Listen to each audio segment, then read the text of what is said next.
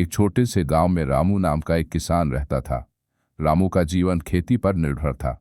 उसने अपने जीवन में कभी भी अपने गांव से बाहर कदम नहीं रखा था और तकनीकी विकास से वह अनजान था। एक दिन गांव में एक सभा आयोजित की गई जहां शहर से आए एक विशेषज्ञ ने बताया कि कैसे नई तकनीक और मशीनें खेती को आसान और अधिक उत्पादक बना सकती हैं।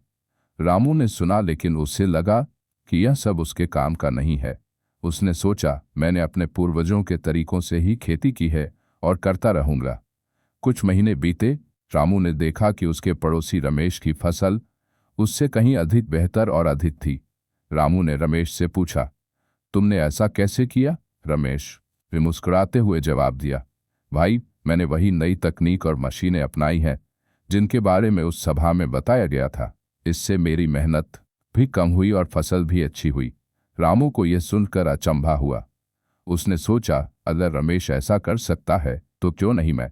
अगले ही दिन रामू शहर गया और वहां से नई खेती की मशीनें और तकनीकी जानकारियां लेकर आया। उसने धीरे धीरे उन तकनीकों को अपनी खेती में काबू करना शुरू किया। कुछ महीनों के भीतर रामू की फसल भी बढ़िया होने लगी। अब वह पहले से कहीं अधिक फसल उपजा रहा था और उसकी आमदनी भी बढ़ गई थी।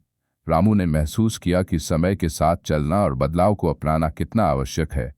उसने अपने अनुभव से सीखा कि परिवर्तन ही जीवन का स्थायी नियम है। जो समय के साथ नहीं बदलता वह पीछे छूट जाता है।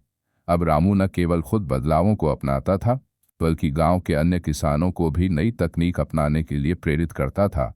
इस प्रकार रामू ने न केवल अपने जीवन को बेहतर बनाया, बल्कि अपने गांव की प्रगति में भी योगदान दिया। जीवन में आगे बढ़ने के लिए बदलाव को अपनाना जरूरी है। परिवर्तन से डरे नहीं, बल्कि उसे अपनी ताकत बनाएं।